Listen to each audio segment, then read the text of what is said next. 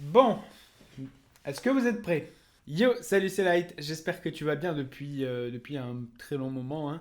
Je fais une vidéo sur cette chaîne secondaire parce qu'aujourd'hui, on va essayer d'apprendre à coder. Ça va être un challenge qui va pas être facile parce que coder, c'est compliqué, mais c'est vraiment nécessaire. Pour ceux qui me suivent sur ma chaîne YouTube principale et qui se posent la question de pourquoi je passe comme ça aux nouvelles technologies, notamment la réalité virtuelle, réalité augmentée, etc. Il faut savoir qu'il y a quelques années, j'avais initié un projet de réalité virtuelle de toupie de combat où en fait on pouvait jeter des toupies dans une arène, s'affronter, etc. en utilisant les mains et un casque de réalité virtuelle.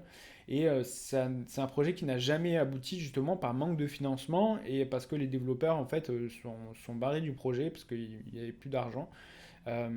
Et en fait, bah, justement, si j'avais eu la compétence de développement, de développer moi-même l'application, eh ben, j'aurais pu le développer moi-même. Pareil, là, actuellement, je suis sur un projet de réalité, en réalité mixte. Donc, c'est un jeu de combat qui utilise les mains, en fait, où on s'envoie des boules d'énergie avec les mains. Et bah, malheureusement, mon associé qui développait le prototype, bah, il a arrêté parce qu'il avait plus le temps, en fait. Du coup, bah, le jeu se retrouve à l'arrêt complet de développement. C'est-à-dire que là, actuellement, le jeu est au point mort, quoi. Donc ça fait plus de 2 fois quand même que je me fais avoir parce que il y a des gens sur qui je ne peux pas compter. Donc je pense que bah, il est essentiel pour moi d'apprendre à le faire moi-même. Comme ça, je ne compterai plus sur les autres pour pouvoir développer ces applications-là. C'est important que j'apprenne à le faire, même si ça me gonfle. Voilà, je vous le dis, moi ça me fait chier, j'ai pas du tout envie d'apprendre ça. Ça me fait vraiment, vraiment, vraiment, vraiment chier. Quelque chose qui est compliqué. La phase d'apprentissage en plus est longue, mais là où ça va devenir intéressant, c'est quand je vais commencer à programmer sur Unity. Et on pourra avancer sur des projets un peu plus cool, qui vont me servir pour ma chaîne YouTube et qui seront un peu plus aussi visuels pour vous. Et donc pourquoi pas le documenter ici, faire des vidéos sur cette chaîne YouTube qui est dédiée aux nouvelles technologies et à l'entrepreneuriat. Déjà, il faut savoir qu'est-ce que je veux faire. Moi, ce que je veux savoir faire en priorité, hein, ensuite, voilà, c'est de savoir développer des jeux vidéo, entre guillemets, donc c'est-à-dire développer des applications en réalité virtuelle, réalité mixte et réalité augmentée. Donc pour ça, on utilise un logiciel qui s'appelle Unity, et ce logiciel utilise le langage de programmation, donc le code C Sharp. Je suis aussi passionné d'intelligence artificielle et ça utilise le langage de programmation Python qui est beaucoup plus simple à apprendre. Mais donc du coup, Python ne me permettait pas de faire des applications en réalité virtuelle par exemple, alors que C Sharp me le permettait. Et C Sharp me permet aussi de faire de l'intelligence artificielle en bidouillant un peu. Donc C Sharp, pour moi, était vraiment le meilleur langage de programmation à apprendre, enfin, on va dire la priorité pour moi à apprendre. Voilà, je pensais pas du tout sur cette chaîne secondaire, de toute façon, faire des vidéos ultra mainstream. Donc je sais que ces vidéos-là que je suis en train de faire, elles toucheront très peu de gens et ça me va, c'est ok. Ceux qui apprennent à développer aussi et qui passent par là, bienvenue dans l'aventure. Personnellement, moi, quand j'ai recherché des vidéos en français sur des personnes qui apprenaient à développer le C Sharp, genre un vlog, etc., bah, j'ai eu du mal à trouver des gens qui y arrivaient, quoi, tout simplement. À chaque fois, c'était toujours des développeurs expérimentés qui faisaient part de leur expérience, etc., et pas forcément sur C Sharp. Et puis, la plupart des documentations, en fait, sont en anglais. Les vidéos aussi sont en anglais. Alors maintenant, on va passer sur le programme d'apprentissage. Comment je vais apprendre tout ça? Je me suis renseigné un peu partout sur comment, selon les développeurs, on devrait commencer aujourd'hui, des développeurs français, des développeurs aux États-Unis, ChatGPT, etc. Donc, euh, moi, je pense que ce qui est important, c'est d'utiliser un programme de formation, et non pas y aller comme ça en mode YOLO. Donc, pour pouvoir utiliser un programme de formation, il y a des programmes de formation qui sont payants, mais il y en a aussi qui. Enfin, moi, on va partir du principe qu'on n'a pas d'argent, d'accord? Et on va partir sur un programme de formation gratuit. Alors, il y a Open Classroom qui propose des programmes payants, mais qui propose aussi, sous certaines limites, de suivre des cours de manière gratuite. Donc, il y a Open Classroom. Il y a aussi d'autres sites comme Open Classroom qui permettent de suivre des programmes.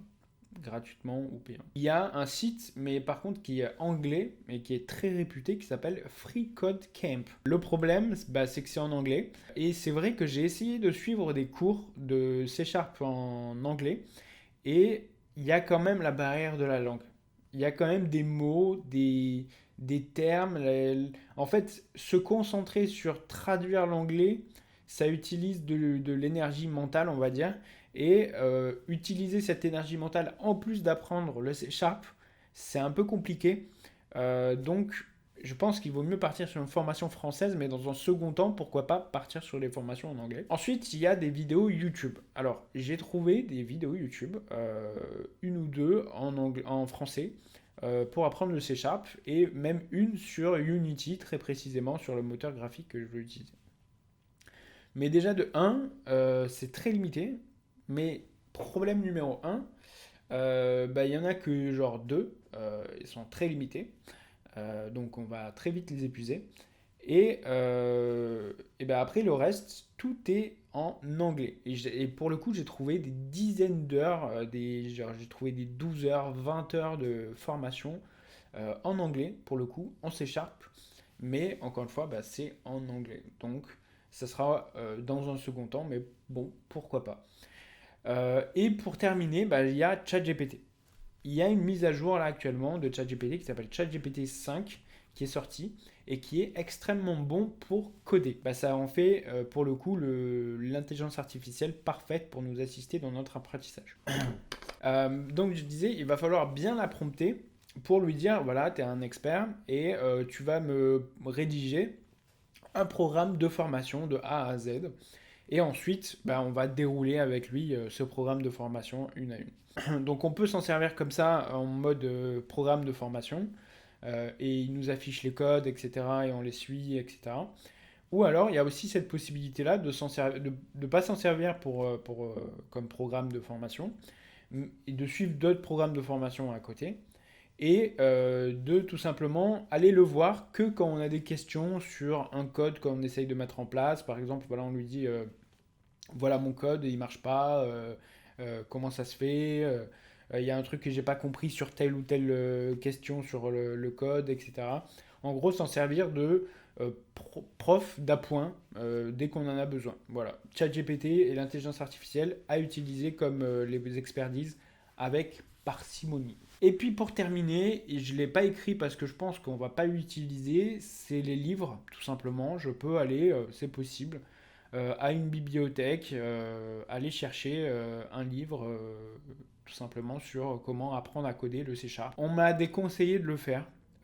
Pour une simple et bonne raison, c'est que il faut que les informations soient toutes fraîches. Quand on apprend un langage de programmation, dans l'informatique, les choses avancent assez rapidement. Donc si c'est un livre qui date d'il y a 4 ans, peut-être qu'il y a des informations qui vont être périmées déjà. Le cœur du langage de programmation ne changera pas, mais il y aura quand même peut-être des subtilités, des programmes, des frameworks. Je ne sais même pas encore ce que c'est des frameworks, donc c'est pour ça que je mets des grosses guillemets. Ils ne fonctionneront plus du tout pareil, et donc utiliser un livre, c'est un peu risqué. Je pense pas utiliser le livre. En plus de ça, c'est plus facile de copier-coller sur un ordinateur. En fait, je suis très hypé de mon après-apprentissage. Une fois que je saurai comment faire, par exemple, j'ai comme idée d'utiliser une carte en réalité une carte par exemple avec une sorte de QR code dessus et que cette carte fasse apparaître un objet en réalité augmentée par exemple. Ça c'est quelque chose qui me hype, tu vois, genre j'ai trop hâte de savoir le faire. Je pense que une fois que je saurai le faire, je serai très content. Mais là pour l'instant je vais devoir charbonner. Je sais pas combien de mois ça va me prendre. S'il faut je vais laisser tomber, je vais peut-être abandonner. Et puis voilà, mais je vous en parle sur cette chaîne, on sait jamais, peut-être que ça va me motiver et si j'ai assez de retours, et ben voilà. Dites-moi ce que vous en pensez dans les commentaires. C'est parti, on va commencer sur le premier cours d'Open Classroom. Donc je vais créer un compte et puis c'est parti. Oh mon dieu. C'est un anglais. Comment ça, Open Classroom est en anglais? Remarque, Open Classroom, j'aurais dû me douter. Le mot Open Classroom. Bon, je vais quand même rester sur ces cours-là parce que en bas, en dessous, il y a quand même toute l'explication en français. Ce que j'ai remarqué aussi, c'est qu'ils ne nous aident pas du tout à nous trouver un environnement de développement. C'est-à-dire, il va falloir que je trouve moi-même... Enfin, après, bon, je sais comment faire, mais il va falloir que je me trouve un éditeur de code, donc c'est-à-dire un endroit dans lequel je vais pouvoir écrire mon code. Donc je vais télécharger VS Code et c'est parti.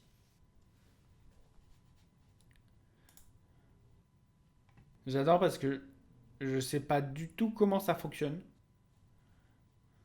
Je comprends pas comment on fait pour lancer un éditeur de code là. Ça peut paraître simple pour des gens, mais je sais pas comment on fait en fait. J'ai vraiment l'air con. J'ai fait nouveau fichier. Ensuite là, je choisis mon langage de programmation. Et c'est bon. Ça paraît simple, mais un peu trop simple. Du coup, je suis un peu sur mes gardes là. Je suis allé me chercher à manger là. C'est parti. Go regarder la vidéo et suivre le cours. Ça va être sur les variables. Alors ça, heureusement, je trouve que c'est assez simple. J'ai déjà suivi le cours sur les variables. Je crois que j'ai compris. En fait, il y a un conseil qui est revenu tout le temps, c'est de pratiquer. C'est-à-dire qu'il ne faut pas juste regarder le cours, il faut vraiment pratiquer. Je vais apprendre un truc, bah, je vais aller dans ma console, là, juste à côté, et je vais taper le code. Je vais coder, quoi. Allez, let's go! I'm ready! Great. Let's get started with the fundamental code building block, the variable. A variable is like a storage box where we can put something of value.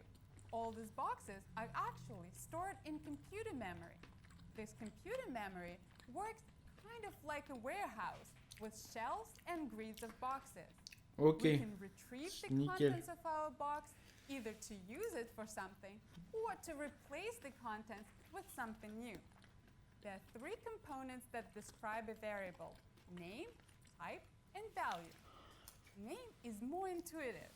To keep track of all the boxes in our warehouse, we label them, or in other words, name them. The name of the variable should simply reflect what's inside, or what we intend to put inside. That's what allows us to find the right box in our warehouse. J'ai pas compris là, déjà. Je viens de commencer, j'ai rien compris. Mais c'est quoi le rapport? En fait, j'ai trop de questions. Let's experiment with all of these in code. Ok, j'ai rien capté. En fait, avant ce cours, je pensais savoir ce qu'était une variable. Ça m'a embrouillé. Ok, j'ai compris là. Enfin, je crois avoir compris. Ça, c'est la valeur. Non, ça, c'est le type. Donc, int, ça veut dire que c'est un nombre entier. Ça, c'est le nom. Donc, budget de course, par exemple. Et ça, c'est la valeur. Donc là, ce qu'on peut voir, c'est que elle a un budget de course de 500 euros et 1000 euros sur son livret d'épargne. En sachant que quand on nomme des variables, on utilise un système de nomenclature qui fait que la première lettre, c'est une majuscule et chaque nouveau mot, c'est une majuscule. Et on met tout attaché. Genre budget en petit, puis course avec une majuscule au C de course. Alors moi, je connais déjà d'autres nomenclatures, donc je vais utiliser un float. Float, du coup, c'est quand c'est un nombre pas entier. Point de vie, parce que moi je suis en mode light, égale 2.5. Alors je sais pas si... Je crois qu'il y a une histoire que on met pas de virgule. On met des points, je crois, pour faire les virgules. Je crois que c'est ça. Putain, je suis fort, hein. Alors là, ils disent que je peux utiliser le terme double. Quelle est la différence? Et là, typiquement, là, j'ai une question. Je me dis, mais quelle est la différence entre double et float? C'est quoi ce bazar? Ben là, je vais sur ChatGPT. Quelle est la différence? Double, nombre à virgule flottante, double précision de taille de données, quoi. Ok, ben voilà. Donc en fait j'avais raison, float c'est mieux. Double c'est pour vraiment truc plus gros quoi. Ok, ben en fait j'ai pas besoin de cours, je suis un expert en fait, c'est tout. J'ai besoin de réflexion là. Donc en gros là, ce qu'on est capable de faire, c'est que une fois qu'on a mis les valeurs, on est capable de faire des calculs avec des additions, des soustractions, des multiplications, des divisions. Et donc de changer. Par exemple, du coup, on peut augmenter l'épargne. Par exemple, on peut faire plus 50. On peut réduire le budget des courses. On peut savoir, on peut faire les calculs de combien il faudra de temps pour atteindre 5000 euros si on épargne 500 euros par mois. Bref, tout ce qui est possible de faire avec des calculs, en fait, on peut le faire. Et aussi, ils viennent d'introduire les commentaires. Alors heureusement, je savais déjà ce que c'était. Mais en gros, si on met deux slash, après ensuite on peut parler et écrire ce qu'on veut. Genre slash slash. euh, Maintenant, on va doubler les PV de light. Et là, on va faire point de vie. Ah, trop cool. Automatiquement, ça me propose de... J'ai pas besoin de le réécrire. C'est trop cool. Fois 2. Ah non, il faut que j'écrive point de vie égale point de vie fois 2. Ouais, super. Ok, point de vie égale point de vie fois 2. Alors attends, je vais filer ça à ChatGPT parce que tu vois, là, typiquement, j'ai une question. Je vais lui dire, est-ce que c'est bon mon truc? Mettre un F après 2,5 pour dire que c'est un float. Ok, il fallait que je mette des points virgules. Mais ça, ils le disent pas dans le cours. Ah, si, en fait, c'est. Ah, c'est pas écrit, mais. Ok. Ouais, je suis en tort, je suis en tort. Donc, il faut que je mette un point virgule. Il y a eu un problème avec la caméra, elle a coupé, et voilà, ça fait plus de 2-3 heures même que je suis devant l'ordinateur à apprendre. Donc j'ai terminé tout ce qui est variable. Je vous montre un peu ce que j'ai fait. Donc j'ai écrit une variable jour de la semaine qui est 7 pour le nombre de jours de la semaine, une variable pardon, économie pour mettre le nombre d'économies que j'ai, une variable pour dire bonjour, voilà, je suis dans un portefeuille connecté, et puis pour terminer, j'ai écrit console.writeLine.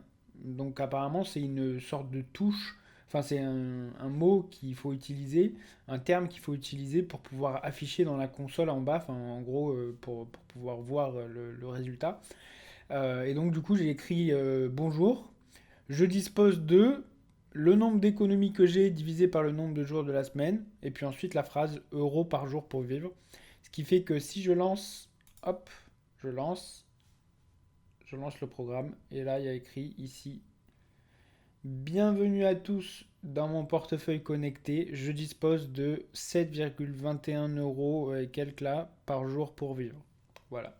Donc mon programme il fonctionne. Donc voilà, je suis très content. Bon après les variables c'est on va dire c'est la base, on va dire la programmation. C'est un truc que j'avais déjà vu par le passé quand j'avais essayé d'apprendre Python. Et donc attendez la puissance du rouge. Et donc bon voilà, je me suis un peu pris la tête sur surtout comment on utilisait VS Code et tout. J'ai utilisé ChatGPT au début, puis ensuite j'ai utilisé Gemini parce que ChatGPT, bah, la partie gratuite c'est terminé, donc il fallait payer, et du coup flemme, j'ai pas envie de payer quoi.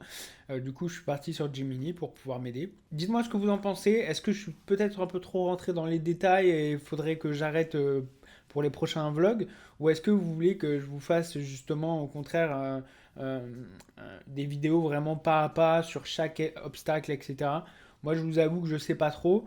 Je vais essayer d'apprendre hors caméra cette fois-ci pour pouvoir avancer vraiment plus en détail. Si je dois faire les vidéos plus apprendre, ça risque d'être un peu long. Donc voilà, dites-moi ce que vous en pensez.